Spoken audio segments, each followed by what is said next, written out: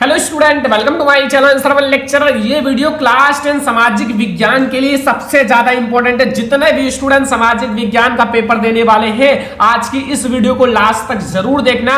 ये वीडियो सामाजिक विज्ञान का सबसे ज्यादा इंपॉर्टेंट वीडियो है। इस वीडियो में मैं आप लोगों को सामाजिक विज्ञान के पूरे बुक का महत्वपूर्ण प्रश्न बताऊंगा। जितने भी आपके महत्वपूर्ण प्रश्न है, सभी महत्वपूर्ण प्रश्न आज की इस वीडियो में आपका खत्म हो जाएगा और आप इस वीडियो को देखकर अपना 70 नंबर बिल्कुल पक्का कर सकते हो। इस वीडियो के बाहर आपका कोई भी क्वेश्चन बोर्ड एग्जाम में नहीं आएगा और ऐसा वीडियो आपको कहीं नहीं मिलेगा। ठीक है, आपको ऐसा वीडियो कहीं नहीं मिलेगा। ये आपका मैराथन वीडियो है, तो आपसे रिक्वेस्ट है कि इस वीडियो को लास्ट तक देखना। ठीक है, इस वीडियो में जितने भी क्वेश्चन, जितने भी ऑब्जेक्टिव क्वेश्चन, जितने भी लॉन्ग क्वेश्चन, शॉर्ट क्वेश्चन बताए जाए, उन सारे क्वेश्चन को पढ़ लेना, क्योंकि ये पूरे किताब के महत्वपूर्ण प्रश्न है। और बस इतना प्रश्न पढ़ के जाना, जितना आज की इस वीडियो में आपको सामाजिक विज्ञान का प्रश्न बताने वाला हूं, बस उतना प्रश्न पढ़ के जाना। बोर्ड एग्जाम में आप एक भी नंबर नहीं छोड़कर आओगे। इसमें मैं आपको जितने भी महत्वपूर्ण बहुविकल्पीय प्रश्न है, अभी मैं आपको इसी वीडियो में बताऊंगा। जितने भी महत्वपूर्ण लघु उत्तरीय प्रश्न है, आंसर के साथ इसी वीडियो में मैं आपको बताऊंगा। ठीक है, और दीर्घ उत्तरीय प्रश्न इसी वीडियो में। मतलब आपका सामाजिक विज्ञान का 70 नंबर बिल्कुल पक्का हो ही जाएगा।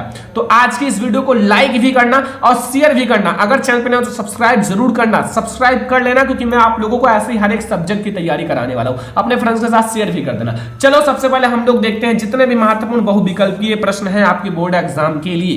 पूरी बुक के सभी बहुविकल्पीय प्रश्न को देखेंगे। जितने भी आपके महत्वपूर्ण बहुविकल्पीय प्रश्न है, आज के इस वीडियो में पूरा समाप्त हो जाएगा। और ऐसे क्वेश्चंस देखेंगे ना, जो बोर्ड एग्जाम में 100% आएंगे ही आएंगे। ये सबसे ज्यादा इंपॉर्टेंट वीडियो है। ठीक है, आज की इस वीडियो को लाइक कर देना, शेयर कर देना। अगर चैनल पर ना तो सब्सक्राइब भी कर लेना। देखो, पहला प्रश्न आप लोग देखो, ये ऑब्जेक्टिव क्वेश्चन है सारे। ठीक है, आपके बहुविकल्पीय प्रश्न। जर्मनी का एकीकरण का श्रेय इनमें से किसे दिया जाता है? वेरी इंपॉर्टेंट है। अगर आप देखोगे तो बोर्ड एग्जाम के पेपर में कई बार पूछा गया है कि जर्मनी के एकीकरण का श्रेय इनमें से किसे दिया जाता है। ऑप्शन नंबर का है ऑटोवान बिस्मार्क को, खा है विलियम प्रथम, गा है हिटलर एंड घा है मैत्सनी। तो जर्मनी के एकीकरण का श्रेय इन चारों में से किसे दिया जाता है? ऑटोवान बिस्मार्क को, या फिर ऑटोवान बिस्मार्क को जर्मनी के एकीकरण का जनक माना जाता है। जो कि बहुत ज्यादा इंपॉर्टेंट क्वेश्चन आपके बोर्ड एग्जाम के लिए, आपको पूरा तैयार कर लेना। जितना क्वेश्चन बताने वाला हूं, सारे स्टूडेंट आप लोग शॉर्ट नोट्स बनाओ और शॉर्ट नोट्स में जितना मैं इंपॉर्टेंट क्वेश्चन बताता हूं, उन सारे क्वेश्चन को नोट करना। ठीक है, दूसरा क्वेश्चन देखो, यहां प्रश्न नंबर 2 है कि राष्ट्रवाद का प्रारंभ जिस देश से हुआ है। जो राष्ट्रवाद है, राष्ट्रवाद का प्रारंभ किस देश से हुआ है? ऑप्शन नंबर का है जर्मनी, खा है आपका इटली एंड गा है इंग्लैंड एंड घा है इटली। ठीक है, यहां मैं इटली की जगह फ्रांस कर देता हूं। ठीक है, क्या कर देता हूं? फ्रांस। ध्यान से समझो, यहां मैं कर देता हूं फ्रांस। ठीक है, तो ये हमारा ऑप्शन नंबर घ जो है वो है फ्रांस। ठीक है, तो अब आप लोग बताओ कि राष्ट्रवाद का प्रारंभ जिस देश से हुआ है, उस देश का क्या नाम है? तो उस देश का नाम है फ्रांस। क्या नाम है? फ्रांस। ठीक है, तो हमारा ऑप्शन नंबर घ जो है वो बिल्कुल सही है कि राष्ट्रवाद का प्रारंभ फ्रांस से हुआ है। क्वेश्चन नंबर 3 है नेपोलियन का पराजय कब हुआ? जो नेपोलियन है, नेपोलियन का पराजय कब हुआ? ऑप्शन नंबर का है 1814 में एंड खा है 1815 में, गा है 1816 में एंड 1817 में। तो बच्चा पार्टी, नेपोलियन का पराजय, जो नेपोलियन है उनका पराजय कब हुआ इन चारों में से? तो ऑप्शन नंबर हमारा खा वाला बिल्कुल सही है। 1815 में जो है ना नेपोलियन का पराजय हुआ था। जो नेपोलियन थे उनका पराजय हुआ था। ठीक है, कब हुआ था? 1815 ईस्वी में। हमारा ऑप्शन नंबर खा जो है वो बिल्कुल सही है।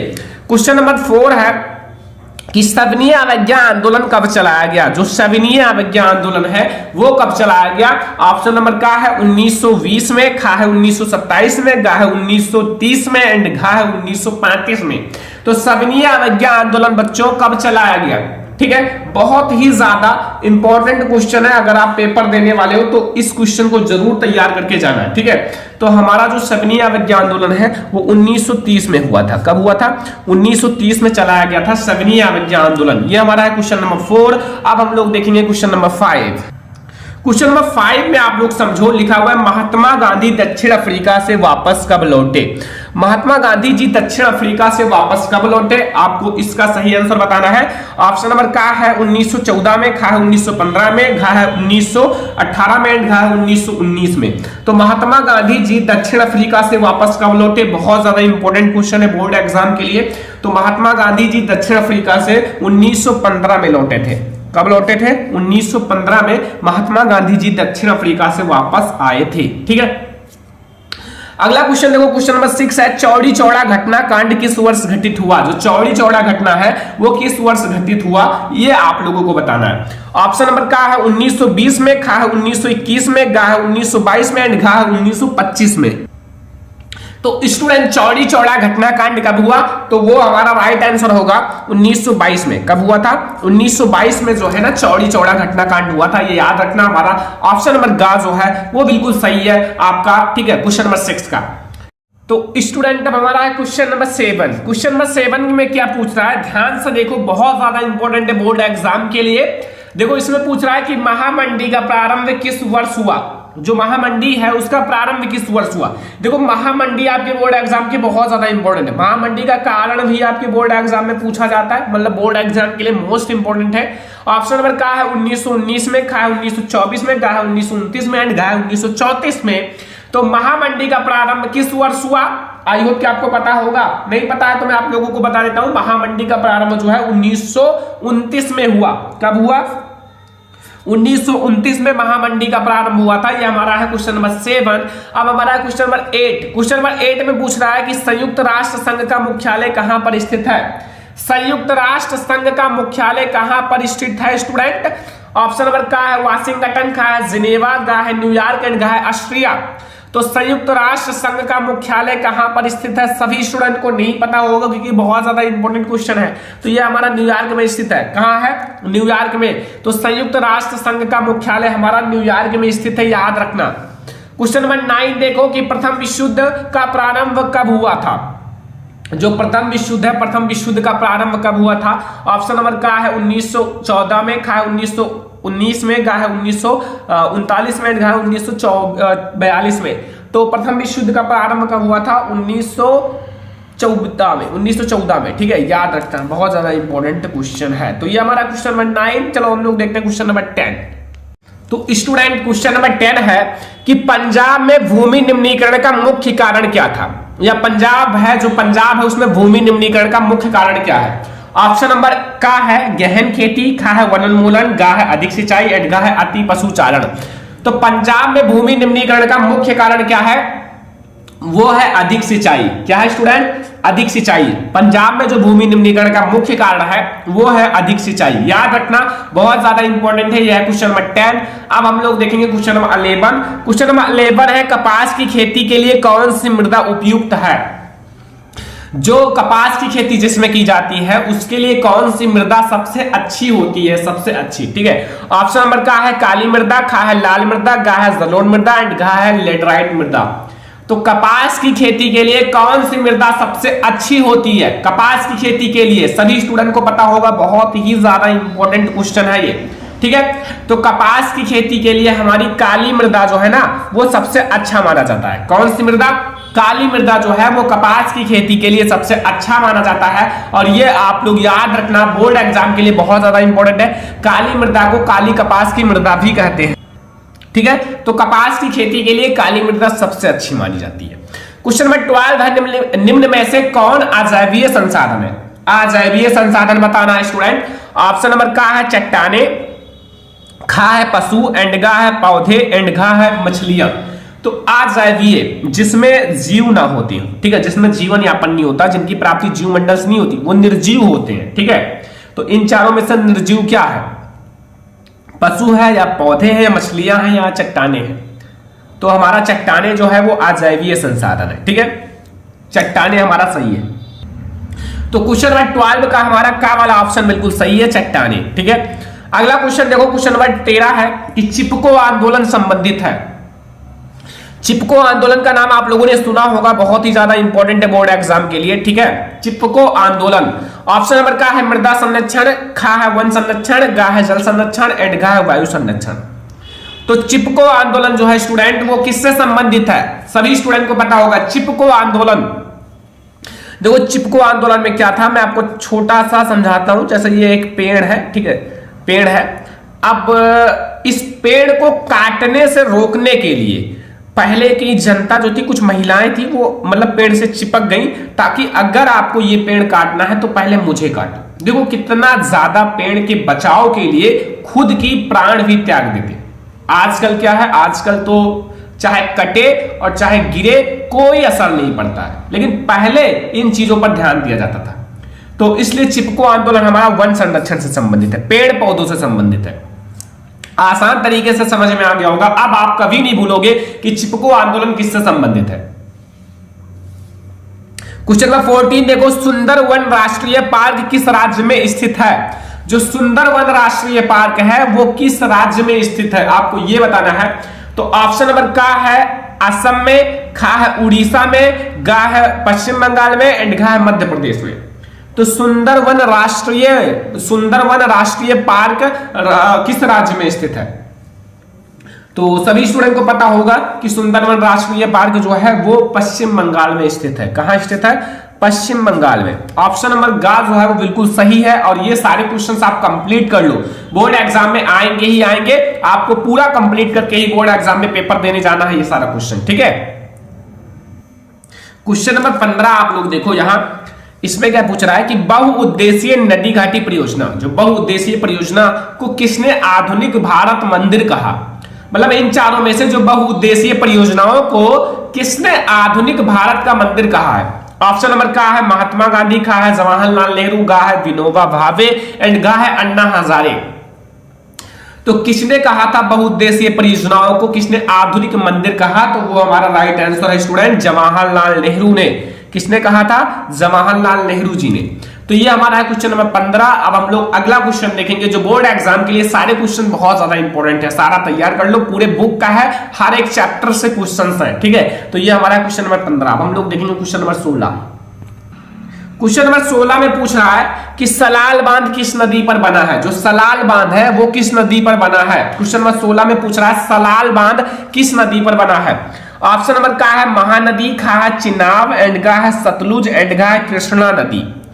तो सलाल बांध स्टूडेंट पूछ रहा है सलाल बांध किस नदी पर बना है? तो सलाल बांध जो है वो चिनाब नदी पर बना है।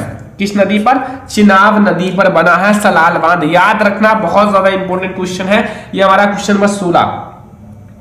क्वेश्चन नंबर 17 देखो, इनमें से कौन सी रबी की फसल है? कौन सी रबी की फसल है? ठीक है, देखो 3 फसल होती है, रबी की फसल, खरीफ की फसल। ये दोनों आपके बोर्ड एग्जाम के लिए इंपॉर्टेंट है, ठीक है। तो ऑप्शन नंबर का है चावल, खा है मोटे अनाज, गा है ज्वार तिल एंड घा है आपका चना या काला चना। तो आपका रबी की फसल इन चारों में से कौन है? तो इन चारों में से जो बच्चों रबी की फसल है वो हमारा है चना या फिर काला चना। चना या फिर काला चना जो है वो इन चारों में रबी की फसल है, ठीक है। याद रखना, क्वेश्चन नंबर 17 नंबर क्वेश्चन है। क्वेश्चन नंबर 18 देखो आप लोग यहां कि निम्नलिखित में से कौन सी एक रेशेदार फसल है? देखो फसल भी बहुत ज्यादा पूछा जाता है, रेशेदार पूछा गया, खरीफ पूछ सकता है, रबी की फसल पूछ सकता है, जायद की फसल पूछ सकता है, मतलब बोर्ड एग्जाम में पेपर में कुछ भी पूछ सकता है। अगर आप चैप्टर को कंप्लीट किए हो तो अच्छी बात है, नहीं किए हो तो चैप्टर के जितने इंपॉर्टेंट क्वेश्चन है उसको पढ़ो, क्योंकि बोर्ड एग्जाम अब नजदीक है। ऑप्शन नंबर का है जूट, खा है कॉफी, गा है जौ एंड घा है रबड़। तो कौन सी एक रेशेदार फसल है जिसके अंदर रेशे होते हैं? ये क्वेश्चन तो सारे स्टूडेंट को पता होगा, जो जूट को देखा होगा उनको ये क्वेश्चन का आंसर पता होगा, क्योंकि जूट के अंदर रेशे होते हैं, इसलिए हम लोग इस फसल को, जूट को जो है ना रेशेदार फसल कहते हैं, क्योंकि इसके अंदर रेशे होते हैं, इसलिए हम लोग इसे रेशेदार फसल कहते हैं, ठीक है। याद रहेगा ना। ये हमारा क्वेश्चन नंबर 18।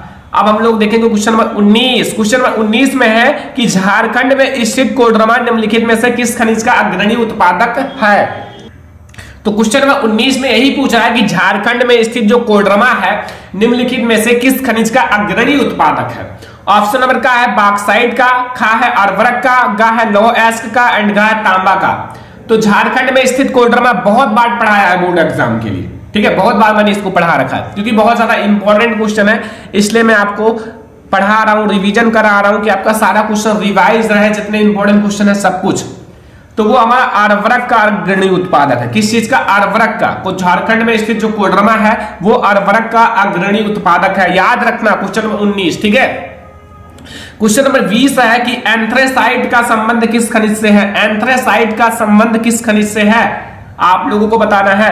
ऑप्शन नंबर का है हमारा तांबा, खा है सोना, गा है बॉक्साइट एंड घा है कोयला। तो एंथ्रेसाइट का संबंध किससे है? बहुत ज्यादा इंपॉर्टेंट क्वेश्चन है। तो एंथ्रेसाइट का संबंध हमारा कोयला से है। किससे है स्टूडेंट? कोयला से, ठीक है। ये हमारा क्वेश्चन नंबर 20 है। अब हम लोग क्वेश्चन नंबर 21 देखें। क्वेश्चन नंबर 21 देखो कि निम्न में से कौन सा परिवहन साधन भारत में प्रमुख साधन है? निम्न में से कौन सा परिवहन साधन है जो भारत में प्रमुख साधन है? अपने माइंड से बताओ कि कौन सा परिवहन साधन इन चारों में से है जो सबसे अच्छा है। अपना गेस करो। पाइपलाइन या रेल परिवहन या सड़क परिवहन या वायु परिवहन। अगर आपको कोई सामान लाना है, किसी चीज को एक स्थान से दूसरे स्थान पर ले जाना है, तो आप किस चीज का प्रयोग करोगे? वायु परिवहन का या पाइपलाइन का या रेल परिवहन का? आई होप कि आप लोग सबसे सरल और सबसे अच्छा परिवहन सड़क परिवहन का उपयोग करोगे, ठीक है। बहुत सारे ऐसी चीजें हैं जो आपके लिए बहुत ज्यादा इंपॉर्टेंट है सड़क परिवहन में, ठीक है। तो इसलिए हमारा सड़क परिवहन सबसे अच्छा है, सबसे सरल है और सबसे कम लागत में है, ठीक है। सबसे कम लागत में हम इसे कर सकते हैं। तो ये हमारा सड़क परिवहन अच्छा है और इंपॉर्टेंट है, ठीक है। क्वेश्चन नंबर 22 है कि निम्नलिखित में से किस वस्तु का निर्यातक भारत नहीं है? इन चारों में से किस वस्तु का निर्यातक भारत नहीं है? ऑप्शन नंबर का है कॉफी, खा है उर्वरक, गा है तंबाकू एंड घा है चाय। तो इन चारों में से आपको यह बताना है कि किस वस्तु का निर्यातक भारत नहीं है। निम्नलिखित में से किस वस्तु का निर्यातक जो है भारत नहीं है? तो इन चारों में से किसका निर्यातक भारत नहीं है? उर्वरक का। किसका? उर्वरक का निर्यातक जो है ना स्टूडेंट वो भारत नहीं है। याद रखना, बहुत ज्यादा इंपॉर्टेंट क्वेश्चन है। 22 नंबर क्वेश्चन है और जितना क्वेश्चन बता रहा हूं बहुत ज्यादा इंपॉर्टेंट है, ठीक है। सारा क्वेश्चन कंप्लीट करो, बोर्ड एग्जाम के लिए मेहनत करो। क्वेश्चन नंबर 23 है इनमें से कौन सा पतन, ठीक है, पत्तन कर दो इसको, पूर्वी तट पर स्थित है जो अंतः स्थलीय तथा अधिकतम गहराई का पत्तन है तथा पूर्ण सुरक्षित है। ऑप्शन नंबर का है चेन्नई या खा है आपका पारादीप या यहां आपका क्वेश्चन नंबर गा है, सॉरी गा वाला ऑप्शन है तूतीकोरिन एंड गा है विशाखापट्टनम, ठीक है, विशाखापट्टनम। तो इसका राइट आंसर क्या होगा? तो इसका राइट आंसर होगा विशाखापट्टनम। क्या होगा? विशाखापट्टनम हमारा राइट आंसर है। ये हमारा क्वेश्चन नंबर 23। क्वेश्चन नंबर 24 देखो, बेल्जियम की राजधानी है। बेल्जियम की राजधानी कहां है बच्चा? बेल्जियम की राजधानी ब्रुसेल्स या ब्राजील या बैंकॉक या न्यूयॉर्क। बेल्जियम की राजधानी बहुत ज्यादा इंपॉर्टेंट है और आपके बोर्ड एग्जाम में आ भी सकता है। तो ये याद रखना, ब्रुसेल्स जो है ना वो है बेल्जियम की राजधानी और आप लोग तैयार कर लो। ये हमारा ऑप्शन नंबर का जो है वो बिल्कुल सही है, ठीक है। और ये हमारा क्वेश्चन नंबर 24 जो आपको बिल्कुल कंप्लीट कर लेना है बोर्ड एग्जाम के लिए। क्वेश्चन नंबर 25 पर अब आ जाओ, सारा क्वेश्चन तैयार करो। निम्नलिखित में से कौन सा संघीय राज्य नहीं है? निम्नलिखित में से कौन सा संघीय राज्य नहीं है? इन चारों में से कौन है जो संघीय राज्य नहीं है? मणिपुर है या हिमाचल प्रदेश या अरुणाचल प्रदेश या फिर दिल्ली। तो कौन सा है जो संघीय राज्य नहीं है? संघीय राज्य देखो, मणिपुर एक राज्य है, हिमाचल प्रदेश भी एक राज्य है, अरुणाचल प्रदेश भी एक राज्य है, बट दिल्ली जो है ना ये एक राज्य नहीं है, ये एक सिटी है, शहर है, ठीक है। तो हमारा ये जो होगा दिल्ली जो है ना ये हमारा एक संघीय राज्य नहीं है, ठीक है। समझ में आ गया ना? क्वेश्चन नंबर 26 तब हम लोग देखेंगे कि निम्नलिखित में से कौन सा संघीय सूची का विषय है? संघीय सूची या समवर्ती सूची दोनों एक ही है, ठीक है। अगला ऑप्शन है रक्षा या कृषि या व्यापार या शिक्षा। तो निम्नलिखित में से कौन सा संघीय सूची का विषय है? संघीय सूची का विषय कौन सा इन चारों में से? तो वो हमारा है रक्षा जो है ना वो संघीय सूची का विषय है, याद रखना। क्वेश्चन नंबर हमारा 26 का ऑप्शन नंबर का जो है वो बिल्कुल सही है, ठीक है। 26 नंबर क्वेश्चन का 27 नंबर क्वेश्चन देखो कि निम्न में से किस राज्य की प्रति व्यक्ति आय सर्वाधिक है? निम्न में से किस राज्य की प्रति व्यक्ति आय सबसे ज्यादा माना जाता है, सबसे अधिक प्रति व्यक्ति आय है? ऑप्शन नंबर का है हरियाणा का, खा है बिहार का, गा है राजस्थान एंड गा है मेघालय। तो निम्नलिखित में से किस राज्य की प्रति व्यक्ति आय सबसे ज्यादा है ये आपको बताना है बच्चा। तो हमारा हरियाणा जो है ना, इसमें प्रतिव्यक्ति आय सबसे ज्यादा, एक व्यक्तियों की प्रतिव्यक्ति आय सबसे ज्यादा है हरियाणा का। किसका है स्टूडेंट? हरियाणा का जो है वो सबसे ज्यादा माना जाता है, और हमारा यही वाला ऑप्शन नंबर का जो है वो बिल्कुल सही है। क्वेश्चन नंबर 28 देखो कि सार्वजनिक और निजी क्षेत्रक आधार पर विभाजित है। जो सार्वजनिक क्षेत्रक है और निजी क्षेत्रक है, ये किस आधार पर विभाजित है? रोजगार की शर्तें पर, या आर्थिक गतिविधि के स्वभाव पर, या उद्यमों को स्वामित्व पर, या उद्यम में नियोजित श्रमिकों की संख्या पर। तो इसमें हमारा राइट आंसर होगा स्टूडेंट उद्यमों के स्वामित्व पर। किस पर? उद्यमों के स्वामित्व पर हमारा है क्वेश्चन नंबर 28 का ऑप्शन नंबर ग जो है बिल्कुल सही है, और आप लोग बिल्कुल तैयार करो बोर्ड एग्जाम के लिए, ठीक है। अब हम लोग देखेंगे क्वेश्चन नंबर 29। तो हमारा क्वेश्चन नंबर 29 है कि विश्व व्यापार संगठन की स्थापना कब हुई? विश्व व्यापार संगठन की स्थापना कब हुई? ऑप्शन नंबर का है 1 जनवरी 1993 में, खा है 1 जनवरी 1995 में, एंड गा है 1 जनवरी 1990 में, एंड गा है 1 जनवरी 1985 में। अब इसमें तो सारा एक ही जैसा दिख रहा है, कोई किसी से कम नहीं है, सारा ऑप्शन तो लग रहा है एक जैसा, केवल थोड़ा थोड़ा चेंजेस किया गया है, ठीक है। तो इसमें हमारा जो राइट आंसर होगा थोड़ा सा ध्यान से याद करना, क्योंकि इसमें गलती कर सकते हो। तो हमारा 1 जनवरी 1995 जो है बिल्कुल सही है। 1995 कौन सा है? 1995 याद रखना, बहुत ज्यादा इंपॉर्टेंट क्वेश्चन है। 30 नंबर क्वेश्चन है कि भारत में उपभोक्ता संरक्षण अधिनियम कब पारित किया गया? भारत में जो उपभोक्ता संरक्षण अधिनियम है वो कब पारित किया गया? ऑप्शन नंबर का है 1982 में, खा 1984 में, गा है 1985 में, एंड गा 1986 में। तो भारत में जो उपभोक्ता संरक्षण अधिनियम है वो 1986 में पारित किया गया। कब पारित किया गया? 1986 में पारित किया गया, ठीक है। तो इसमें मैंने आपको 30 ऐसे ऑब्जेक्टिव क्वेश्चंस बताए हैं, मतलब जो वेरी इंपॉर्टेंट ऑब्जेक्टिव क्वेश्चन है। इसको आपको तैयार करके जाना, बोर्ड एग्जाम में एक भी क्वेश्चन इससे बाहर नहीं आएगा। और भी मैं आप लोगों को पढ़ाऊंगा, ठीक है, और भी मैं आप लोगों को क्वेश्चन पढ़ाऊंगा। अभी जो मैंने बताया है, जितना मैंने बताया उतना तैयार कर लो, बोर्ड एग्जाम के लिए बहुत ही ज्यादा इंपॉर्टेंट है। जितना क्वेश्चंस मैंने बताया है वो आप लोग तैयार करके ही बोर्ड एग्जाम में पेपर देने जाना। हर सब्जेक्ट की आप लोगों को तैयारी कराई जाएगी क्लास 10th का, ठीक है। तो सबसे पहला प्रश्न आप लोग देखो, बोर्ड एग्जाम के लिए मोस्ट इंपॉर्टेंट है। आप लोग कॉपी और पेन लेकर बैठना, जितना क्वेश्चन मैं बताऊंगा उन सारे क्वेश्चन को नोट भी कर लेना, ठीक है। लिखा हुआ है जर्मन एकीकरण की प्रक्रिया का संक्षेप में पता लगाएं। जो जर्मनी का एकीकरण हुआ है उस प्रक्रिया का आपको संक्षेप में पता लगाना है, या फिर बोर्ड एग्जाम में पूछ सकता है जर्मनी का एकीकरण पर संक्षिप्त टिप्पणी कीजिए। वेरी इंपॉर्टेंट है बोर्ड एग्जाम के लिए, आपको तैयार करके ही जाना है। मैं आप लोगों को बहुत ही अच्छे से समझाऊंगा, ठीक है, आप लोग नोट भी कर लेना। देखो राष्ट्रवादी जो भावनाएं हैं, जो राष्ट्रवादी भावनाएं हैं मध्यम वर्ग, ठीक है, मध्यम वर्ग जर्मन लोगों में काफी व्याप्त थी, ठीक है, काफी ज्यादा व्याप्त थी। और उन्होंने 1848 की बात है, ध्यान रखना सब कुछ, ठीक है, में जर्मन महासंघ के विभिन्न इलाकों को जोड़कर, जो जर्मन महासंघ के बहुत सारे इलाके होते हैं, ठीक है, तो जर्मन महासंघ के बहुत सारे इलाके जो हैं विभिन्न इलाकों को जोड़कर क्या करना चाहते थे? एक निर्वाचित संसद द्वारा शासित राष्ट्र राज्य बनाने का प्रयास किया था, ठीक है, मतलब एक शासित जो आप लोगों का राष्ट्र राज्य बनाने का प्रयास किया था। मगर इस पहल को राजशाही जो थे, राजा मतलब राजशाही और फौज की ताकत, जो फौज की ताकत है, ठीक है, ने मिलकर दबा दिया। और ये जो मतलब ये जो योजना सोचे थे, इसको राजशाही, जो राजशाही थे और फौज की ताकत जो है, ठीक है, फौज की ताकत ने मिलकर दबा दिया।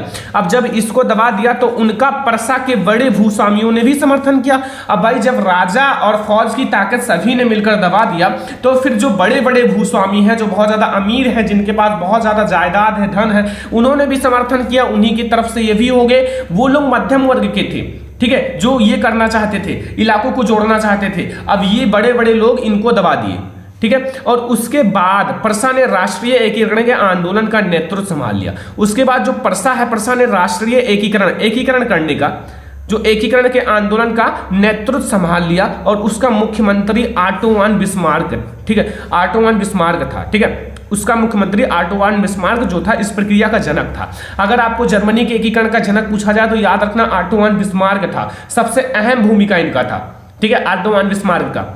जिसने परसा की सेना, जो परसा की पूरी सेना है और नौकरशाही, देखो परसा ने एकीकरण की मतलब एकीकरण सोचा था आंदोलन, तो परसा की सेना और नौकरशाही की मदद ली और 7 वर्ष, देखो जब आप लड़ते रहोगे ना, कठिन परिश्रम करते रहोगे तो सफलता मिलेगी।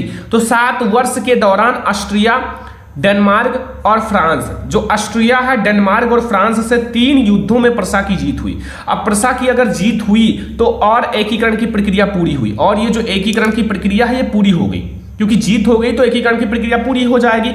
तो इसलिए जनवरी 1871 में वारसाई में हुए एक समारोह में प्रसा के राजा विलियम प्रथम को क्या घोषित किया गया, प्रथम सम्राट घोषित किया गया।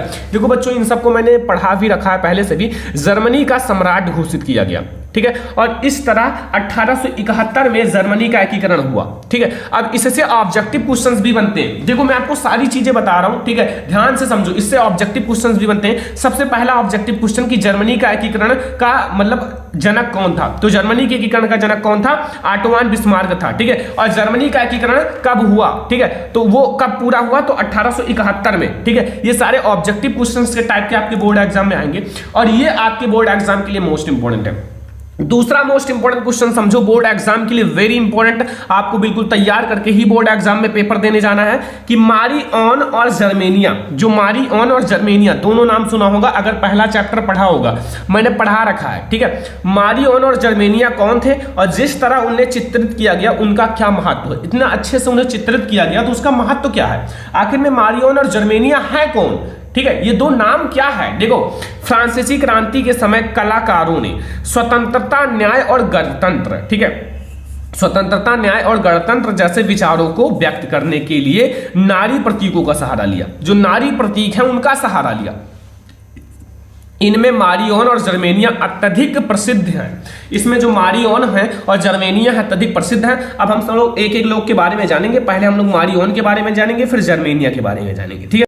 तो स्टूडेंट, सबसे पहले हम लोग समझेंगे मारी-ऑन के बारे में, ठीक है। मारी-ऑन के बारे में समझो, यह जो था लोकप्रिय ईसाई नाम था, क्या था, एक लोकप्रिय ईसाई नाम था, मतलब ये जो मारी-ऑन है ना एक लोकप्रिय ईसाई नाम है। अतः फ्रांस ने अपनी स्वतंत्रता के नारी प्रतीक को यही नाम दिया, मतलब यही नाम दिया, जो फ्रांस ने अपनी नारी प्रतीक को यही नाम दिया, स्वतंत्रता के नारी प्रतीक को मारी-ऑन। और यह छवि जो था जन राष्ट्र के विचारों का प्रतीक थी, ये जो छवि था ये जन राष्ट्र के मतलब विचारों की प्रतीक थी। और इसके चिन्ह, जो इसके चिन्ह है स्वतंत्रता व गणतंत्र के प्रतीक लाल टोपी, तिरंगा और कलगी, ठीक है, थी। और मारी-ऑन की प्रतिमाएं सार्वजनिक चौराहों और अन्य महत्वपूर्ण स्थानों पर लगाई गई, ठीक है। मारी-ऑन की जो छवि है उसको महत्वपूर्ण जो चौराहे थे ना, सार्वजनिक चौराहे और बड़े बड़े स्थानों पर लगाई गई, ताकि जनता को राष्ट्रीय एकता के राष्ट्रीय प्रतीक की याद आती रहे, ठीक है, ताकि जनता को इस छवि को देखकर याद आती रहे हमारी नारी प्रतीक, हमारी नारी स्वतंत्रता के बारे में, और वह उससे अपना तालमेल स्थगित कर सके, और उससे अपना तालमेल बना सके, तालमेल स्थगित कर सके, ठीक है। और मारी-ऑन की छवि जो थी वो सिक्कों व डाक टिकटों पर भी अंकित किया गया। आप देख सकते हो मारी-ऑन की जो छवि है, जो चित्र है, उनको सिक्कों पर भी लगाया गया और डाक टिकटों पर भी लगाया गया, मतलब बनाया गया। तो कितना ज्यादा इंपॉर्टेंट है, ठीक है। तो ये बस इतना आपको समझना है बच्चों मारी-ऑन के बारे में। मारी-ऑन के बारे में आपको इतना समझना है जो आप लोगों को समझ में आ गया होगा। अब हम लोग समझेंगे जर्मेनिया के बारे में। तो स्टूडेंट, अब आप लोगों को समझाऊंगा जर्मेनिया के बारे में, ठीक है। जर्मेनिया के बारे में समझो, यह जो थी जर्मन राष्ट्र की नारी रूपक थी, ये जो थी जर्मन राष्ट्र की नारी रूपक थी, ठीक है। एंड ये देखो चछूस अभिव्यक्तियों में वह वलूत वृक्ष के पत्तों का मुकुट पहनती थी। जो जर्मेनिया थी ये एक वलूत वृक्ष होता है, वलूत वृक्ष के पत्ते जो होते हैं ना, लीव्स, पत्ता, उसका मुकुट पहनती थी, क्योंकि जर्मनी में वलूत वीरता का प्रतीक है, इसको वीरता का प्रतीक माना जाता है, ठीक है। जैसे अपने इधर भी कोई कोई ऐसा पेड़ है जिनकी पूजा की जाती है, ठीक है, जिन्हें गॉड माना जाता है, तो वैसे ही ये इनको अपनी वीरता का प्रतीक मानती थी। और उसके हाथ में जो तलवार पकड़ी हुई थी, मतलब अपने हाथ में या फिर उनके हाथ में, उसके हाथ में जो तलवार पकड़ी हुई थी उस पर यह लिखा हुआ था कि जर्मन तलवार राइन की रक्षा करती है और इस प्रकार जर्मनी में स्वतंत्रता, न्याय और गणतंत्र की प्रतीक बनकर उभरी एक नारी छवि थी। तो जर्मनी की नारी छवि थी और जो मारियोन थी वो फ्रांस की नारी छवि थी, ठीक है, नारी रूपक थी, स्वतंत्रता नारी रूपक थी, ठीक है। तो ये दोनों थे मारियोन और जर्मेनिया के बारे में, और आई होप कि आप लोगों को बहुत अच्छे से समझ में आ गया होगा, कोई भी दिक्कत नहीं होगा। ये दो क्वेश्चन आपको तैयार हो गया, एक तो जर्मनी का एकीकरण, एक मारियोन और जर्मेनिया के बारे में। ध्यान रखो, जितना क्वेश्चन पढ़ा रहा हूं नोट करो, याद करो, बोर्ड एग्जाम में लिख कर आओ, ठीक है, क्योंकि इतना मेहनत किया जा रहा है तो आप लोगों को पढ़ना होगा। ये लिखने में काफी टाइम लगा है, ठीक है, तो आप लोग पढ़ो। तीसरा क्वेश्चन देखो यहां कि भारत में लोगों द्वारा रॉलेट एक्ट का किस प्रकार विरोध किया गया। सबसे पहले आपको यह बताना है रॉलेट एक्ट क्या है, रॉलेट एक्ट का विरोध कैसे किया गया, उदाहरण सहित आपको स्पष्ट करना है, अच्छे से बताना है। तो सबसे पहले हम लोग समझेंगे रॉलेट एक्ट के बारे में ही। तो देखो रॉलेट एक्ट जो है 1919 ईस्वी, कब की बात है, यहाँ जो रॉलेट एक्ट है 1919 ईस्वी में पारित एक ऐसा कानून था, मतलब 1919 ईस्वी में पारित एक ऐसा कानून था जिसमें भारतीयों पर किसी तरह के मुकदमे को चलाए बिना, मतलब भारतीयों पर किसी भी तरह के मुकदमे को चलाए बिना, ठीक है, कोई मुकदमा नहीं चलाया जाता था, शंका के आधार पर गिरफ्तार कर 2 साल के लिए जेल में बंद किया जा सकता था। ये बहुत ही बेकार कानून था भारतीयों लोगों के लिए। भारतीयों पर कोई भी प्रकार का मुकदमा नहीं चलाया जाता था और केवल शंका के आधार पर उन्हें गिरफ्तार करके कितने साल, 2 साल के लिए जेल में बंद किया जा सकता था। सोच सकते हो कितना बेकार था, ठीक है। परिणाम समझो, परिणाम इसका क्या निकला। देखो अंग्रेजों ने राष्ट्रवादियों पर दमन शुरू करने के साथ साथ मार्शल लॉ कानून कर दिया, मतलब अंग्रेजियों ने, जो अंग्रेज लोग थे वो राष्ट्रवादियों पर दमन शुरू करने के साथ साथ एक मार्शल लॉ कानून लागू कर दिया और 13 अप्रैल को जलियांवाला बाग हत्याकांड हुआ। ये परिणाम हुआ, जलियांवाला बाग हत्याकांड काफी खतरनाक और काफी लोग उसमें मारे गए, ठीक है। तो ये परिणाम निकला लास्ट में। और फिर अभी विरोध कैसे जताया गया वो भी समझ लो बच्चों। विरोध देखो, विरोध के बारे में समझो। पहला, भारत में लोगों द्वारा रॉलेट एक्ट का विरोध निम्न प्रकार से किया गया था, मतलब निम्न प्रकार से। पहला, विभिन्न शहरों में रैली और जुलूसों का आयोजन किया गया। जो विभिन्न शहर थे उसमें रैली निकाला गया, जुलूसों का आयोजन किया गया ताकि इनका विरोध किया जा सके। दूसरा, रेलवे वर्कशॉप में कामगार जो थे हड़ताल कर चले गए, ठीक है, मतलब जो काम करता थे वो हड़ताल पर चले गए, ठीक है, इसका विरोध करने के लिए। तीसरा है, कई शहरों में दुकानदारों ने दुकान बंद करके अपना विरोध जताया। कई शहरों में जो दुकानदार थे उन्होंने अपना दुकान बंद करके और इनका विरोध जताया ताकि ये बंद किया जा सके।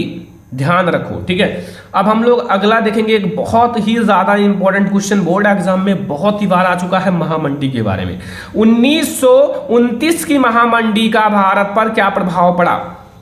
1929 की महामंडी जो हुई थी उसका भारत पर क्या प्रभाव पड़ा, ये आपको बताना है, ठीक है, महामंडी के बारे में। तो 1929 की महामंडी का प्रभाव भारत पर भी पड़ा। महामंडी ने भारतीय व्यापार को फौरन प्रभावित किया, तुरंत प्रभावित किया, ठीक है। महामंडी ने जो भारतीय व्यापार है उसको फौरन मतलब तुरंत प्रभावित किया और 1928 से 1934 के बीच देश के आयात निर्यात घटकर लगभग आधे रह गए। मतलब जो देश के आने वाली जाने वाली चीजें थी वो सब घट गए और आधे हो गए, ठीक है। तो इतना ज्यादा ये असर दिखाया।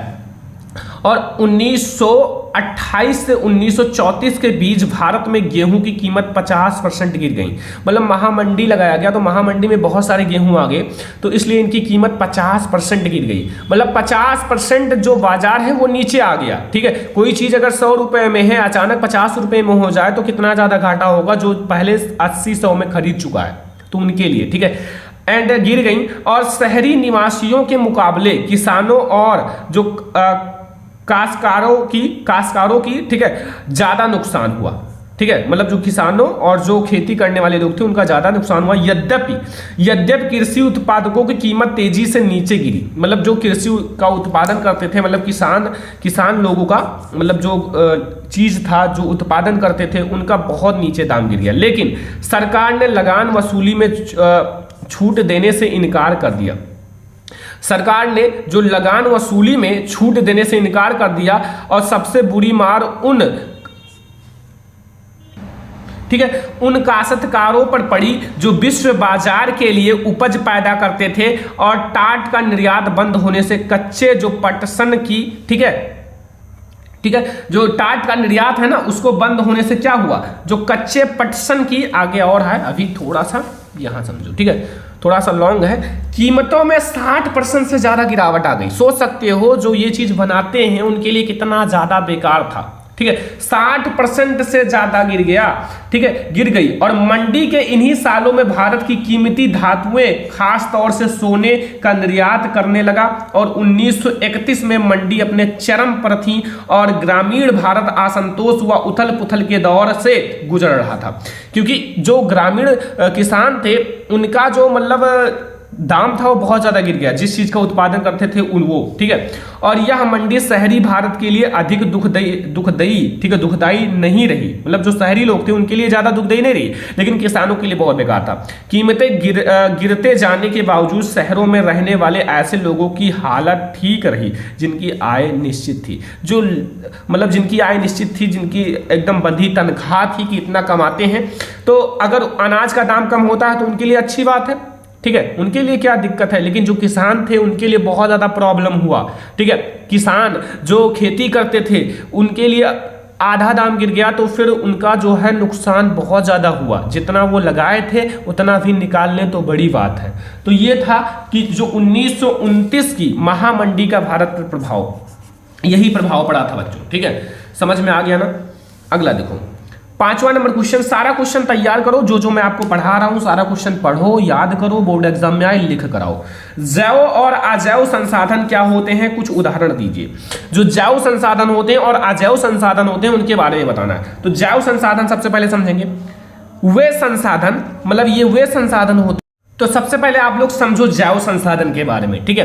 जैव संसाधन क्या होता है, तो वे संसाधन जिनकी प्राप्ति जीव मंडल से होती है, मतलब जिनकी प्राप्ति जीव मंडल से होती है। जैव का मतलब होता है जिसमें जीवन यापन होता है, जिसमें जीव होते हैं, ठीक है, जिसमें श्वसन, पाचन, उत्सर्जन सब कुछ होता है, ठीक है, और जिसमें जीवन व्याप्त होता है। ध्यान से समझो बहुत आसान से, ठीक है, जिसमें जीवन व्याप्त होता है, जिनकी प्राप्ति जीव मंडल से होती है, वो हमारे जैव संसाधन कहलाते हैं।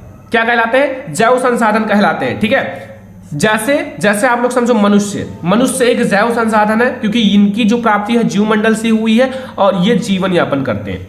वनस्पति जगत भी मतलब जीव मंडल से जिनकी प्राप्ति हुई है और जीवन यापन करते हैं। प्राणी जगत भी, पशुधन भी, मत्स्य जीवन भी, ये सब होते हैं जैव संसाधन, जो जैव संसाधन के रिलेटेड में आते हैं, ठीक है।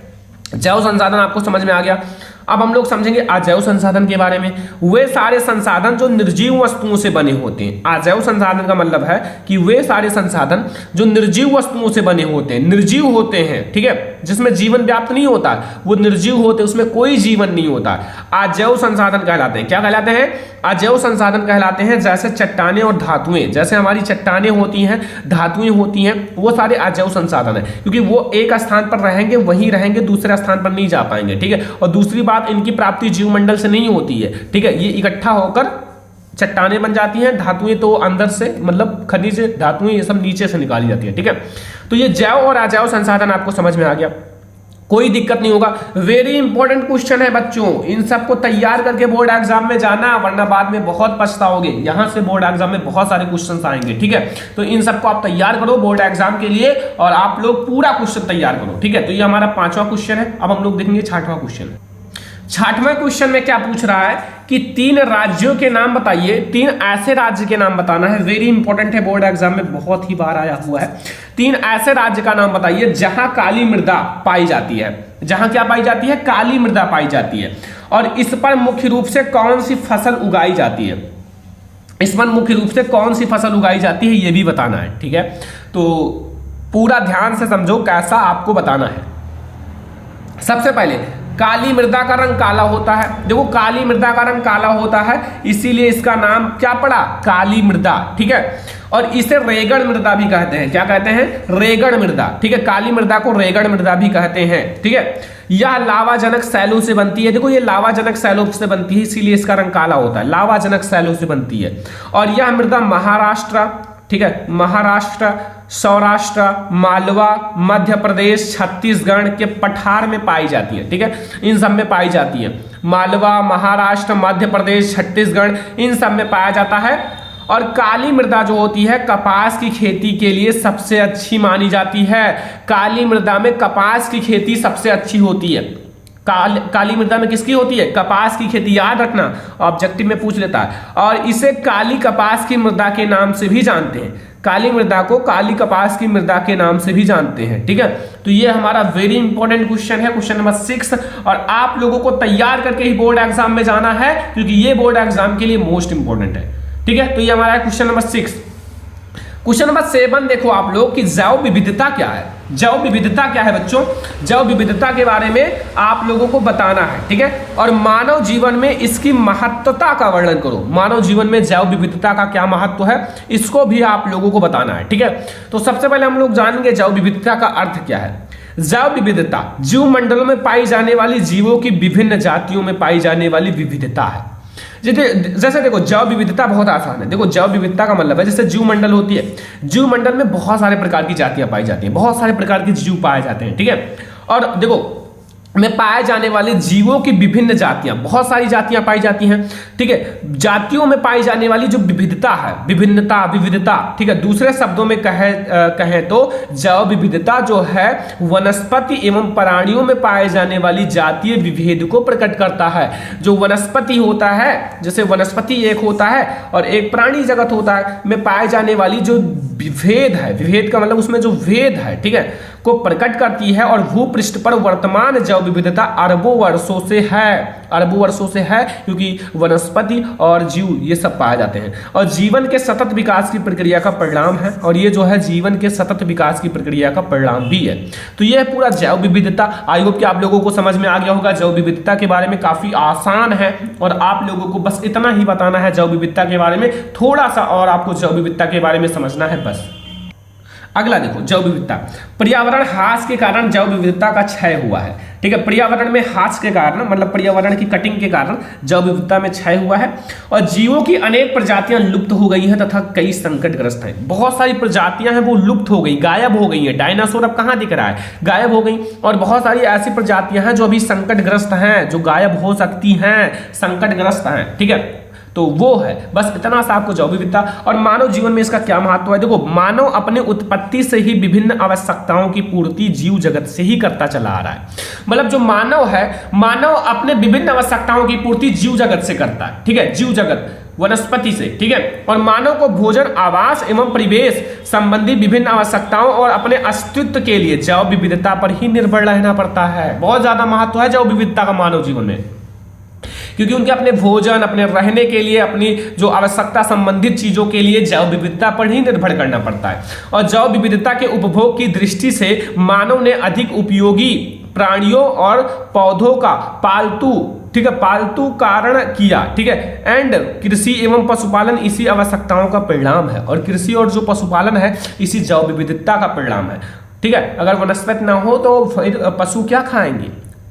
ठीक है, और अगर देखो इन्हीं चीजों से मानव का जीवन है। ठीक है, अगला देखो, क्वेश्चन नंबर 8, हमें खनिजों के संरक्षण की क्या आवश्यकता है?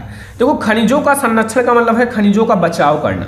देखो, बचाव करना जरूरी है, क्योंकि खनिज भी बहुत ज्यादा इंपॉर्टेंट है। अगर खनिजों को आप बचाव नहीं करोगे तो ये भी समाप्त हो जाएंगी। ठीक है, तो देखो, वर्तमान में औद्योगिक युग में, वर्तमान का जो औद्योगिक युग है में विभिन्न प्रकार के खनिज, विभिन्न प्रकार के खनिजों की भारी प्रयोग किया जाने लगा है। मतलब जो विभिन्न प्रकार के खनिज हैं उसका बहुत ज़्यादा प्रयोग किया जाने लगा है, बहुत ज़्यादा भारी प्रयोग किया जाने लगा है। और खनिज निर्माण की जो भूगर्भिक प्रक्रियाएं इतनी धीमी हैं, मतलब जो खनिज निर्माण करने की प्रक्रिया है जो नीचे से भू से निकाली जाती है, वो इतनी धीमी है कि उनके वर्तमान उपभोग की दर की तुलना में उनके पुनर्भरण या पुनर्निर्माण की दर अपरिमित रूप से थोड़ी है। मतलब जितनी तेजी से इसका उपयोग किया जा रहा है उतनी तेजी से इसका निर्माण नहीं हो रहा है, जितना तेजी से उपयोग किया जा रहा है। तो वही चीज अगर इसका संरक्षण नहीं करोगे तो एक दिन ऐसा समय आएगा कि ये समाप्त हो जाएंगी। ठीक है, तो इतना आपको समझ में आया। अभी हमारा और भी है खनिज संरक्षण के बाद। इसलिए खनिज संसाधन सीमित तथा अनवीकरण योग्य है। इसलिए जो खनिज संसाधन है वो सीमित है तथा अनवीकरणीय योग्य है। अनवीकरणीय का मतलब है कि बहुत दिन लग जाते हैं, बहुत साल लग जाते हैं, हजारों वर्षों करोड़ों साल लग जाते हैं, ठीक है, इनको बनने में। और अयस्क के सतत उत्खनन की गहराई बढ़ने के साथ उसकी गुणवत्ता घटती जा रही है। अयस्क के सतत उत्खनन मतलब उत्खनन का मतलब है खुदाई, ठीक है, कि गहराई बढ़ने के साथ उसको मतलब गहराई बढ़ रहा है ना, जितना ज्यादा खुदाई करोगे तो फिर उसकी गुणवत्ता घटती जा रही है। खनिज जो है, खनिज की गुणवत्ता घटती जा रही है, इसलिए खनिजों के संरक्षण की आवश्यकता है। इसलिए जो खनिज है उनका संरक्षण करना चाहिए, खनिज के संरक्षण करने की आवश्यकता है। इसके लिए खनिजों का सुनियोजित मतलब अच्छे से सुनियोजित एवं सतत पोषणीय ढंग से प्रयोग करना चाहिए। इसलिए सोच समझकर खनिज का प्रयोग करना चाहिए, ठीक है, ऐसा नहीं कि फालतू में खनिजों का संरक्षण फेंक दो, ठीक है। खनिजों का संरक्षण का विधि, पहला, खनन तथा संसाधन की प्रक्रियाओं में होने वाली बर्बाद को या फिर बर्बादी को, ठीक है, कम से कम करने का प्रयत्न किया जाना चाहिए, ठीक है। जो खनन है, जो खोदने की प्रक्रिया है, तथा संसाधन की प्रक्रियाओं में होने वाली बर्बादी को कम से कम करने का प्रयत्न किया जाए, ठीक है। दूसरा है खनिजों को बचाने के लिए उनके स्थान पर अन्य वस्तुओं का उपभोग के बारे में भी सोचना चाहिए। जैसे खनिजों को अगर बचाना है तो खनिज के स्थान पर अन्य वस्तु का उपयोग कर सकते हो, ठीक है। जैसे कोई ऐसी वस्तु का उपयोग करो कि खनिज को बचाया जा सके और उसके स्थान पर उसको लगाया जा सके, ठीक है, और उसका निर्माण लगातार होता रहे। तीसरा देखो, उन खनिज संसाधनों का ही अधिक उपयोग किया जाना चाहिए जो पुनः उपयोगी हो और अधिक मात्रा में उपलब्ध हो, जैसे लोहा। इनका उपयोग ज्यादा करना चाहिए क्योंकि इन्हें हम लोग पुनः उत्पन्न कर सकते हैं और अधिक मात्रा में उपलब्ध है भी, ठीक है। तो ये लोहा जो है अधिक मात्रा में उपलब्ध है, इसलिए इनका उपयोग ज्यादा करना चाहिए, ठीक है। तो ये हमारा 3 है खनिज संरक्षण। ये 3 उपाय हैं खनिज संरक्षण करने के। अगर खनिज संरक्षण करना है तो ये 3 उपाय मोस्ट इंपॉर्टेंट है। तो ये हमारा है क्वेश्चन नंबर 8। अब हम लोग समझेंगे क्वेश्चन नंबर 9। क्वेश्चन नंबर 9 समझो, सड़क परिवहन के 3 गुण बताइए। जो सड़क परिवहन है उनके 3 गुण बताना है, ठीक है। 3 लाभ बताओ या गुण बताओ या कुछ भी, ठीक है, बोर्ड एग्जाम में आ सकता है। तो भारत जो है विश्व के सर्वाधिक सड़क जाल वाले देशों में से एक है। जो भारत है विश्व के सर्वाधिक, ठीक है, सड़क जाल में से एक है। बहुत सारी सड़कें हैं भारत में, ठीक है। और सड़क परिवहन के 3 प्रमुख गुण निम्नलिखित हैं। सड़क परिवहन के 3 प्रमुख गुण निम्नलिखित हैं। पहला, सड़क परिवहन जो है अन्य परिवहन संसाधनों के उपयोग में एक कड़ी के रूप में कार्य करता है। जो सड़क परिवहन है वो अन्य जो परिवहन है, अन्य परिवहन के संसाधनों के उपयोग में एक कड़ी के रूप में कार्य करता है, एक कड़ी का रूप कार्य करता है, ठीक है। जैसे इस रेलवे है, सड़कें हैं, रेलवे स्टेशन है, वायु या समुद्री पत्तनों को जोड़ती हैं, ये जोड़ती हैं। जैसे सड़क क्या होता है ना, सड़क बहुत ज्यादा आसान होता है। कोई वस्तु को एक स्थान से दूसरे स्थान पर ले जाना है तो फिर सड़कों के द्वारा बहुत आसानी से ले जा सकते हो। अगर वही चीज आप एरोप्लेन, जहाज इसका उपयोग करोगे तो बहुत ज्यादा समय भी लगेगा और उतना आसान नहीं होता। हर ये चीजें उपलब्ध भी नहीं होती हैं, ठीक है। सड़क क्या होता है, कम लागत में, कम खर्चे में कहीं भी बनाया जा सकता है, ठीक है। जैसे देखो, सड़कों को निर्माण लागत कम होता है, इसको निर्माण करना है तो इसकी निर्माण लागत कम है तथा यह ऊबड़ खाबड़ भूभागों पर भी बनाई जा सकती है। तथा जो सड़कें हैं, सड़कों को ऊबड़ खाबड़ भूभागों पर भी बनाई जा सकती है, इनका यही मतलब है, ठीक है। तीसरा पॉइंट है या गुण है, यह घर घर सेवाएं उपलब्ध करवाता है। ये जो है घर घर सेवाएं उपलब्ध कराता है तथा सामान चढ़ाने व उतारने की लागत भी अपेक्षाकृत कम ही है। तथा यह जो है सामान चढ़ाने या उतारने की लागत बहुत ही कम है सड़क के द्वारा, ठीक है। तो ये 3 गुण आप लोग समझ गए सड़क परिवहन के। ये सारे बहुत ज्यादा इंपॉर्टेंट क्वेश्चन है, बोर्ड एग्जाम में तैयार करके जाओ अगर आपको बोर्ड एग्जाम में अच्छे मार्क्स लाना है तो, ठीक है। तो ये हमारा 3 पॉइंट है। अब हम लोग देखेंगे अगला क्वेश्चन। अगला क्वेश्चन देखो स्टूडेंट, संघवाद क्या है। जो संघवाद है वो क्या है और इसकी प्रमुख विशेषताएं लिखिए। इनकी जो प्रमुख विशेषताएं हैं उनको भी बताना है। संघवाद क्या है, इसकी प्रमुख विशेषताएं कौन कौन सी हैं। सबसे पहले समझो संघवाद के बारे में। तो संघवाद जो है सरकार का एक प्रारूप है। जो संघवाद है सरकार का एक प्रारूप है जिसमें सर्वोच्च सत्ता केंद्रीय प्राधिकार और उसकी विभिन्न अनुषंगिक, ठीक है, इकाइयों के बीच बट जाती है, ठीक है। संघवाद की विशेषताएं, संघवाद की प्रमुख विशेषताएं निम्नलिखित हैं। पहला, यह सरकार 2 या 2 से अधिक स्तरों वाली होती है। ये जो सरकार होती है 2 या 2 से अधिक स्तरों वाली होती है। दूसरा पॉइंट, अलग अलग स्तर की सरकारें एक ही नागरिक समूह पर शासन करती हैं। अलग अलग जो है ना, मतलब स्तर वाले सरकार जो है वो एक ही नागरिक, ठीक है, एक ही नागरिक समूह पर शासन करती हैं, ठीक है, शासन करती हैं। पर कानून बनाने, कर वसूलने और प्रशासन उसका अपना अपना अधिकार क्षेत्र अलग है, तथा कानून बनाने का, कर वसूल करने का, इसका सबका जो क्षेत्र है वो अलग है, उसका जो अधिकार है वो अलग है। तीसरा पॉइंट है, विभिन्न स्तरों की सरकारों के अधिकार क्षेत्र संविधान में जो स्पष्ट रूप से वर्जित होते हैं, इसलिए संविधान सरकार के हर स्तर के अस्तित्व और प्राधिकार की गारंटी और सुरक्षा देता है, ठीक है। अगला पॉइंट देखो, बस 4 पॉइंट याद रखो संघवाद की विशेषताओं में। चौथा, इस प्रकार संघीय शासन व्यवस्था के दोहरे उद्देश्य हैं और देश की एकता की सुरक्षा करना और उसे बढ़ावा देना तथा इसके साथ ही क्षेत्रीय विविधताओं का पूरा सम्मान करना, ठीक है। बस ये पॉइंट याद रखो, बहुत है आपके बोर्ड एग्जाम के लिए, ठीक है। तो ये सारे आपके इंपॉर्टेंट क्वेश्चन है, लघु त्रिय प्रश्न जो बोर्ड एग्जाम में आएंगे ही आएंगे, ठीक है। आप लोग इसको जरूर तैयार करके बोर्ड एग्जाम में जाना, ये सारे बहुत ही ज्यादा इंपॉर्टेंट क्वेश्चन है बोर्ड एग्जाम के लिए। तो स्टूडेंट अब हम लोग देखेंगे क्वेश्चन नंबर 11, ठीक है। ध्यान से समझना, वेरी इंपॉर्टेंट क्वेश्चन है बोर्ड एग्जाम के लिए कि भारत की विधायिकाओं में महिलाओं के प्रतिनिधित्व की स्थिति क्या है। जो भारत की विधायिकाएं हैं उसमें जो महिलाएं हैं, महिलाओं की प्रतिनिधित्व की स्थिति क्या है ये आपको बताना है, ठीक है। तो भारत की विधायिकाओं में जो महिलाओं का अनुपात बहुत ही कम है, जो महिलाएं हैं उनका अनुपात बहुत ही कम है। क्यों? क्योंकि आप देख सकते हो जैसे 2019 में लोकसभा में महिलाओं की संसद की संख्या पहली बार 14.36% तक पहुंची है। पहली बार 14.36 यानी कि 14.36% तक पहुंची है, जो कि पहली बार, इससे ज्यादा ना गया है ना अभी तक, ठीक है। और राज्यों की विधानसभाओं में उनका प्रतिनिधित्व 5% से भी कम है, मतलब वो तो उतना पहुंच गया, बहुत बड़ी बात है। राज्य में, वो तो लोकसभा की बात है, राज्य जो अपनी राज्य होती हैं, राज्यों में विधानसभाओं में उनका प्रतिनिधित्व 5% से ऊपर नहीं गया है बच्चा।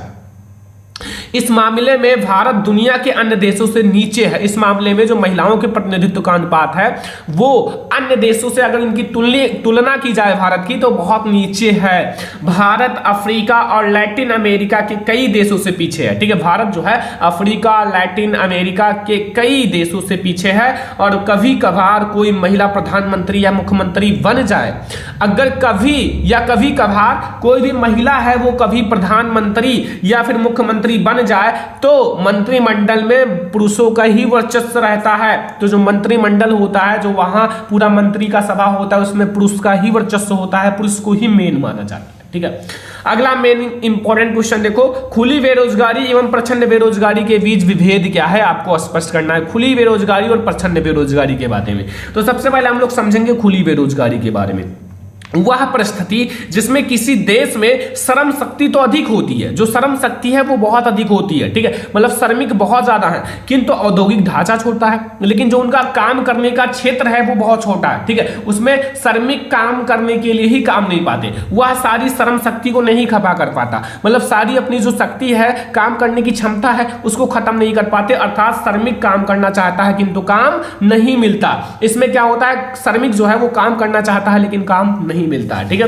अब प्रच्छन्न बेरोजगारी के बारे में समझ लो बच्चों, वह परिस्थिति जिसमें व्यक्ति काम करने में लगे हुए दिखाई देते हैं। मतलब इसमें क्या होता है कि जो व्यक्ति है वो काम करते हुए दिखाई देता है, लगता है कि काम में लगे हैं, और किंतु वास्तव में वो बेरोजगार है। किंतु अगर वास्तव में देखा जाए बच्चों, तो वो क्या है, बेरोजगार है। जैसे आप समझो, जो काम 5 लोग कर सकते हैं वही काम 8 लोग कर रहे हैं। मतलब एक छोटा सा ढांचा है, एक छोटा सा खेत है, उसमें 5 लोग वो काम कर सकते हैं, उसी में 8 लोग लगे हैं, 8 लोग उसी काम को कर रहे हैं। ऐसे में 3 अतिरिक्त व्यक्ति जो काम में लगे हैं उनका कोई काम नहीं है, ठीक है। और वो छुपे बेरोजगार हैं, वो छुपे हैं, दिखाई नहीं दे रहा है, वो तो काम में लगे दिख रहे हैं, लेकिन फिर भी वो बेरोजगार है। क्योंकि अगर 5 लोग उस काम को करते तो उतना ही उत्पादन होता जितना 8 लोग कर रहे हैं, क्योंकि उनमें जो है उनके काम में उत्पादन पर कोई प्रभाव नहीं पड़ता, ठीक है।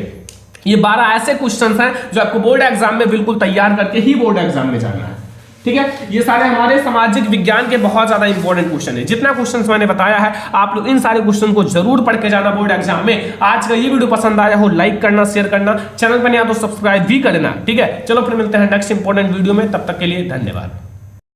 तो स्टूडेंट, ये है सामाजिक विज्ञान के पूरे बुक का दीर्घ उत्तरीय प्रश्न, जितना मैं आपको दीर्घ उत्तरीय प्रश्न बताने वाला हूं बस इतना बोर्ड एग्जाम में पढ़ के जाना, इससे बाहर आपके बोर्ड एग्जाम में एक भी क्वेश्चन नहीं आएगा लॉन्ग क्वेश्चन में, ठीक है। ये आप लोग जरूर तैयार करके जाना, दीर्घ उत्तरीय प्रश्न है और एक एक प्रश्न आप लोग नोट कर लेना, तैयार करना। मैंने पढ़ा भी रखा है और आप लोगों को पढ़ाऊंगा भी, ठीक है। एक सीरीज लाऊंगा जिसमें मैं आप लोगों को लॉन्ग क्वेश्चन का सब कुछ बताऊंगा, ठीक है, जो सोशल साइंस का है। पहला आपको लॉन्ग क्वेश्चन तैयार करना है वो है 1789 की फ्रांसीसी क्रांति का फ्रांस व यूरोप पर क्या प्रभाव पड़ा।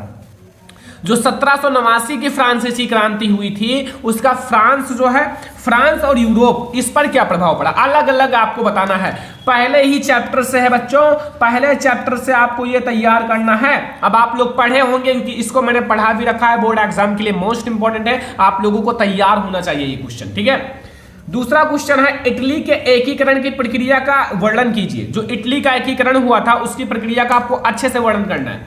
इसको भी मैंने पढ़ा रखा है ऑलरेडी। इटली का एकीकरण बोर्ड एग्जाम के लिए मोस्ट इंपॉर्टेंट है और इसको आप लोगों को जरूर तैयार करके बोर्ड एग्जाम में जाना है क्योंकि ये आप लोगों के बोर्ड एग्जाम के लिए मोस्ट इंपॉर्टेंट है, ठीक है। इटली का एकीकरण आप लोगों ने सुना होगा, जर्मनी का एकीकरण मैंने अभी पढ़ाया है और ये इटली का एकीकरण आपको तैयार करना है, ठीक है। इसको आप लोग देख लेना, बोर्ड एग्जाम के लिए मोस्ट इंपॉर्टेंट है। अगला जो इंपॉर्टेंट लॉन्ग क्वेश्चन है वह है महात्मा गांधी द्वारा चलाए गए असहयोग आंदोलन का क्या अर्थ है। जो महात्मा गांधी जी है, महात्मा गांधी जी के द्वारा जो चलाया गया असहयोग आंदोलन है उसका क्या अर्थ है और इसके कारण क्या थे, मतलब इसके कारण क्या थे, ठीक है, क्या थे कर दो, ठीक है। मतलब इसको मतलब असहयोग आंदोलन का कारण भी आपको बताना है, ठीक है। 4 नंबर क्वेश्चन है महात्मा गांधी जी के सत्याग्रह पर एक निबंध लिखो। जो महात्मा गांधी जी ने एक सत्याग्रह आंदोलन चलाया था, सत्याग्रह आंदोलन, सत्य की तरफ आग्रह होना, सत्य बोलना, सत्य अहिंसा, ठीक है। अगर आप सत्य हो तो सत्य की जीत होगी, इन सब के बारे में महात्मा गांधी जी ने इस असहयोग आंदोलन में बताया था, ठीक है। सत्य रहना चाहिए, हमें सत्य बोलना चाहिए, ठीक है, ये सब के बारे में बताया था महात्मा गांधी जी ने, तो वो भी आप लोग तैयार कर लेना, बोर्ड एग्जाम के लिए मोस्ट इंपोर्टेंट है। सत्याग्रह आंदोलन पर एक निबंध लिखना है, ठीक है। मतलब सत्याग्रह आंदोलन के बारे में आप जो भी जानते हो वो लिख दो, ठीक है। सत्याग्रह आंदोलन के बारे में आप जो भी जानते हो उसको लिख दो, आपको पूरा नंबर मिलेगा, ठीक है। ये आप लोग ध्यान रखना, बोर्ड एग्जाम के लिए मोस्ट इंपोर्टेंट है सत्याग्रह आंदोलन, ठीक है। तो बहुत सारे हैं सत्याग्रह आंदोलन के बारे में। 5 नंबर क्वेश्चन आपको क्या तैयार करना है कि 19वीं शताब्दी में अंतरराष्ट्रीय अर्थशास्त्रियों द्वारा बताए गए 3 प्रकार के प्रवाहों की व्याख्या कीजिए, ठीक है बच्चों। आपको यह बताना है, जो 19वीं शताब्दी की बात है, 19वीं शताब्दी में अंतरराष्ट्रीय अर्थशास्त्रियों द्वारा बताए गए 3 प्रकार के प्रवाहों का व्याख्या करना है। 3 प्रकार के जो प्रवाह बताए गए थे उसकी व्याख्या करना है, ठीक है। जो 3 प्रकार के प्रवाह बताए गए थे उसकी अच्छे से व्याख्या करनी है। यह हमारा क्वेश्चन नंबर 5 लॉन्ग क्वेश्चन है। जितना क्वेश्चन मैं आपको लॉन्ग में इसमें दीर्घ उत्तरीय प्रश्न में बता रहा हूं बच्चों, आप लोग तैयार करके बोर्ड एग्जाम में जाना। ये सारे लॉन्ग क्वेश्चन जो हैं वो बहुत ज्यादा इंपॉर्टेंट है, बोर्ड एग्जाम के लिए वेरी इंपॉर्टेंट है, पूरे बुक का है, ठीक है, लॉन्ग क्वेश्चन। 6 नंबर है प्रथम विश्व युद्ध के विश्व पर पड़ने वाले प्रभावों का वर्णन करो। जो प्रथम विश्व युद्ध हुआ था उसका विश्व पर क्या प्रभाव पड़ा था उसके बारे में बताना है, वेरी इंपॉर्टेंट है, ठीक है। प्रथम विश्व युद्ध जो हुआ था उसका विश्व पर पड़ने वाले प्रभावों का वर्णन करना है, ठीक है। जैसे कोई भी विश्व युद्ध होता है तो बहुत ज्यादा प्रभाव पड़ता है। प्रथम विश्व युद्ध बहुत ज्यादा खतरनाक था, ठीक है। द्वितीय विश्व युद्ध भी बहुत ज्यादा खतरनाक था। तो इन सब का आपको अपने विश्व पर पड़ने वाले प्रभाव का वर्णन करना है। क्वेश्चन नंबर 7 है कि भारत में पाई जाने वाली विभिन्न प्रकार की मृदाओं का वर्णन करो। जो भारत में पाई जाने वाली विभिन्न प्रकार की मृदाएं हैं उनका वर्णन करना है, ठीक है। तो भारत में बहुत सारी प्रकार की मृदाएं पाई जाती हैं, ठीक है। जैसे आप लोगों को बताया जाए, जैसे बच्चों जलोढ़ मृदा सभी को पता होगा, जलोढ़ मृदा। कुछ मृदाएं मैं आपको बता देता हूं जो तैयार करना है, ठीक है। एंड आप लोगों का काली मृदा, काली मृदा, लाल मृदा, बहुत सारे हैं, ठीक है। लेटराइट मृदा 4 नंबर, 5 नंबर है मरुस्थलीय मृदा, ठीक है। एंड 1 मृदा, बहुत सारे हैं। अब जो बोर्ड एग्जाम के लिए मोस्ट इंपॉर्टेंट है वो है काली मृदा, बोर्ड एग्जाम के लिए वेरी इंपॉर्टेंट है। और जलोढ़ मृदा भी बहुत ज्यादा इंपॉर्टेंट है। काली मृदा, जलोढ़ मृदा बोर्ड एग्जाम में आ जाता है, ठीक है। अलग से भी, जैसे अलग से आ जाए कि काली मृदा, जैसे आपका आता है ना कि काली मृदा, जैसे काली मृदा में सबसे अच्छा कौन सा फसल उगाया जा सकता है, काली मृदा का मेन जो फसल है वो कौन सा है, तो कपास की है ना, क्योंकि कपास की खेती काली मृदा के लिए सबसे ज्यादा इंपॉर्टेंट होती है। तो वही सारा क्वेश्चन, तो ये है भारत में पाई जाने वाली विभिन्न प्रकार की मृदाओं के बारे में आप लोगों को बताना था और आई होप कि आप लोगों को समझ में भी आ गया होगा, ठीक है। क्वेश्चन नंबर 8 है कि बहुउद्देशीय नदी घाटी परियोजना से होने वाले लाभों का वर्णन करो। जो बहुउद्देशीय नदी घाटी परियोजना है इससे होने वाले लाभ का वर्णन करना है। तो बच्चों बहुत सारे लाभ हैं, जैसे जो बहुमुखी परियोजना से बाढ़ रोकने में सहायता, ठीक है, बाढ़ रोकने में सहायता मिलती है बच्चों। जैसे बहुत ज्यादा अगर पानी आ जाए तो उसी नदी में रह जाएगा, जब बहुत ज्यादा पानी होगा तभी बाहर निकलेगा, ठीक है। एंड बहुउद्देशीय नदी घाटी परियोजना बहुत ज्यादा अच्छा है, मतलब लाभ बहुत सारे हैं, ठीक है, और हानि भी कुछ है लेकिन लाभ भी है, ठीक है। तो बहुउद्देशीय नदी घाटी परियोजना का आपको लाभ के बारे में केवल बताना है, जब लाभ पूछे तो आपको लाभ के बारे में बताना है, ठीक है। ये हमारा क्वेश्चन नंबर 8 है बच्चों। कौन सा है? क्वेश्चन नंबर 8, जो आपको तैयार करके ही बोर्ड एग्जाम में जाना है। ये हमारा क्वेश्चन नंबर 8 है। क्वेश्चन नंबर 9 समझो। क्वेश्चन नंबर 9 में क्या पूछ रहा है वो देखो, ठीक है। भारतीय कृषि पर वैश्वीकरण के प्रभाव पर टिप्पणी लिखिए। जो भारतीय कृषि है, भारतीय कृषि पर वैश्वीकरण का क्या प्रभाव है, ठीक है। जो वैश्वीकरण है, वैश्वीकरण के प्रभाव पर आपको टिप्पणी लिखना है। तो वैश्वीकरण का प्रभाव क्या है बच्चों? सबसे पहले आपको समझना है वैश्वीकरण क्या है। तो वैश्वीकरण क्या है बच्चों? अरे वैश्वीकरण वही है कि विश्व के अनेक देश, जैसे अनेक देश हैं, उनकी आर्थिक, राजनीतिक, सांस्कृतिक क्षेत्र को एक दूसरे के निकट आ जाना, ठीक है। जैसे वैश्वीकरण का मतलब है एक दूसरे को ज्वाइंट होना, एक दूसरे की अर्थव्यवस्था को ज्वाइंट होना, ठीक है। तो अब जैसे इनकी बहुत सारी विशेषताएं हैं बच्चों, बहुत सारी आप लोगों को विशेषताएं या फिर प्रभाव पड़े। जैसे भारत दूसरे देश को अन्न का निर्यात कर अपनी जरूरत का अन्य सामान खरीदने लगा, ये वैश्वीकरण के द्वारा। जैसे देखो, समझो मैं क्या कह रहा हूँ। जैसे भारत को जिस चीज की जरूरत है, जैसे देश में बहुत ज्यादा है गेहूं, ठीक है, तो गेहूं को दूसरे देश में भेज दिया और दूसरे देश से जिस चीज की जरूरत है उसको मंगा लिया, पैसे नहीं लगेंगे क्योंकि इस चीज को वहां भेज दिया, उनको जरूरत थी और उस चीज को वहां से मंगा लिया। ये वैश्वीकरण के द्वारा हुआ, ठीक है। ऐसे समझो, चीजों को अपने लैंग्वेज में बनाओ तो आपको ज्यादा समझ में आ जाएगा। अपने अकॉर्डिंग बनाओ तो वो चीज बहुत ज्यादा समझ में आएगा। अब आप उसको रटोगे, बार बार उसको देखोगे तो फिर नहीं समझ में आएगा। रटने से कहां आपको ज्यादा समझ में आएगा, ठीक है। क्वेश्चन नंबर 10 देखो। और हाँ, अगर आपको नहीं याद होता तो लिख लिख कर याद करो। लॉन्ग भी क्वेश्चन मैं जब पढ़ता ना था, सच में बता रहा हूं अपने दिल की बात, कि मैं आपको लिख लिख कर मैं लॉन्ग भी क्वेश्चन सोशल साइंस का याद करता था। मैंने एक रफ लिया था, उतने पैसे नहीं थे तो रफ लिया था और रफ में मैं लिख रहा था, ठीक है, क्योंकि वो मोटी होती हैं और उसमें मैं बहुत सारे क्वेश्चन लिख सकता था, ठीक है। तो उसमें मैंने लिख लिख कर याद किया था लॉन्ग क्वेश्चन को, ताकि हमें याद रहे और हम उसको भूले ना। ये इतना मेहनत, ठीक है। तो आप भी मेहनत करोगे तो चीजें बहुत ज्यादा आसान है जिंदगी में, ठीक है। भारत में पाई जाने वाली मुख्य फसलों का एक लेख लिखिए। जो भारत में पाई जाने वाली मुख्य फसलें हैं उनका एक लेख लिखना है, मतलब अच्छे से डिटेल में आपको बताना है भारत में पाई जाने वाली फसलें। 11 नंबर है, ऊर्जा के गैर परंपरागत स्रोत का विस्तार पूर्वक वर्णन करो। जो ऊर्जा के गैर परंपरागत स्रोत हैं उनका आपको विस्तार पूर्वक वर्णन करना है, अच्छे से बताना है। जो ऊर्जा के गैर परंपरागत स्रोत हैं, ठीक है, परंपरागत भी होते हैं, गैर परंपरागत भी होती हैं, अलग अलग होते हैं, ठीक है। तो आपको गैर परंपरागत के बारे में अच्छे से आपको बताना है, इनके जो स्रोत हैं उनके बारे में बताना है, ठीक है। जो ऊर्जा के गैर परंपरागत स्रोत हैं उनके बारे में आपको अच्छे से डिटरमाइन करना है। जैसे गैर परंपरागत में क्या होते हैं, आप लोग कभी सोचे हो? सौर ऊर्जा, ठीक है, गैर परंपरागत में, ठीक है, सौर ऊर्जा एंड पवन ऊर्जा, ठीक है, ज्वारीय ऊर्जा, बायोगैस, भूतापीय ऊर्जा, ये सब क्या है? ये सब हमारे गैर परंपरागत ऊर्जा स्रोत है। तो फिर ऑब्जेक्टिव में भी आता है सौर ऊर्जा गैर परंपरागत है या नहीं है, तो वो सब तो आपको देखना पड़ेगा। ये हमारा 11 नंबर क्वेश्चन है। 12 नंबर है, परिवहन तथा संचार के साधन किसी देश के जीवन रेखा की अर्थव्यवस्था क्यों कहे जाते हैं? परिवहन तथा संचार का साधन, देखो परिवहन बहुत ज्यादा इंपॉर्टेंट है। अगर देश में अच्छे से रहना है, ठीक है, अपनी चीजों को एक स्थान से दूसरे स्थान पर ले जाना है तो परिवहन इंपॉर्टेंट है। संचार भी बहुत ज्यादा इंपॉर्टेंट है, संचार के द्वारा हम देश के जो विभिन्न घटनाएं हैं उनको जान पाते हैं। तो ये एक जीवन की अर्थव्यवस्था का एक मतलब जीवन रेखा है ही, वो तो आपको समझ में आ ही रहा होगा इन चीजों से। तो ये हमारा क्वेश्चन नंबर 12 है, ठीक है। अपने लैंग्वेज में लिखना, कुछ ऐसा प्रेशर नहीं है कि आप पूरा रट लो, आप अपने लैंग्वेज में लिखना, जो समझ में आए लिख देना। लॉन्ग क्वेश्चन में जितना लिखोगे उतना अच्छा है, ठीक है। अगला देखो, क्वेश्चन नंबर 13 है, भारत में संघीय व्यवस्था की प्रमुख विशेषताओं का वर्णन करो। जो भारत में संघीय व्यवस्था है, संघीय व्यवस्था का आप लोगों को वर्णन करना है, ठीक है। भारत में जो संघीय व्यवस्था पाई जाती है उनकी आप लोगों को अच्छे से वर्णन करना है, ठीक है। अगला देखो, यहां क्वेश्चन नंबर 14, बताइए कि भारत में किस तरह अभी भी जातिगत असमानताएं जारी हैं।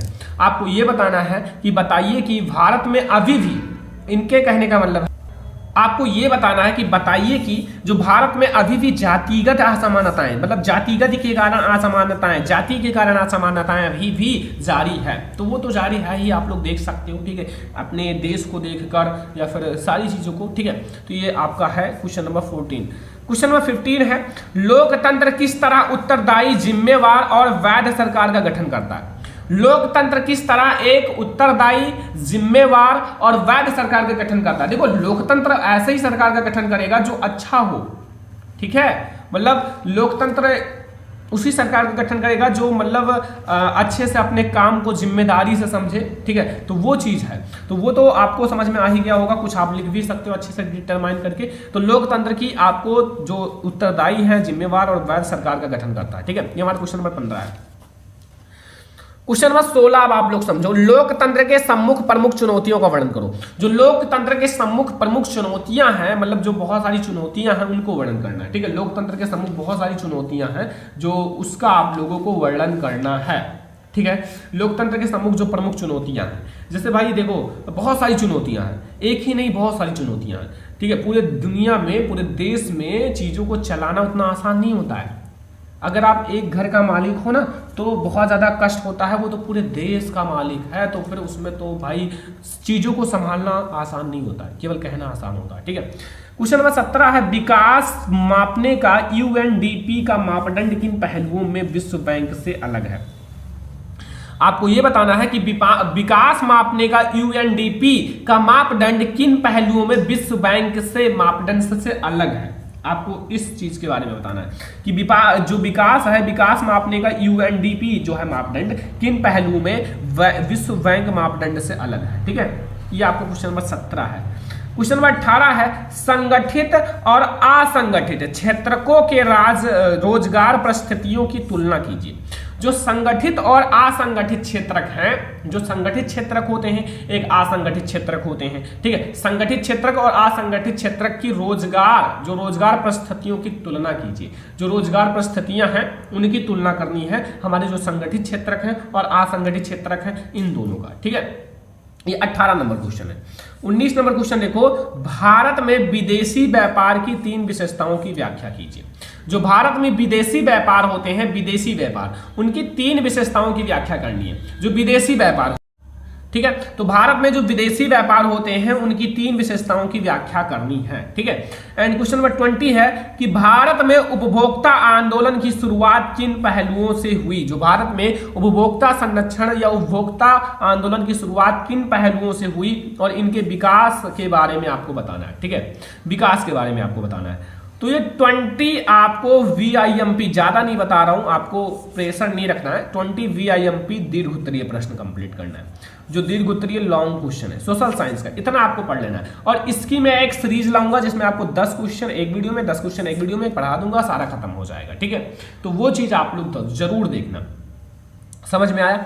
तो आज की इस वीडियो में मैंने आपको सामाजिक विज्ञान के जितने भी महत्वपूर्ण बहुविकल्पीय प्रश्न हैं, ठीक है, बहुविकल्पीय प्रश्न, लघु उत्तरीय प्रश्न और दीर्घ उत्तरीय प्रश्न सारा बता दिया। अगर आप इस वीडियो में जितने प्रश्न बताए गए उसको याद कर लेते हो तो आपका बोर्ड एग्जाम में 70 नंबर लाने से कोई नहीं रोक सकता। बोर्ड एग्जाम में आप बहुत ही अच्छे मार्क्स लाओगे।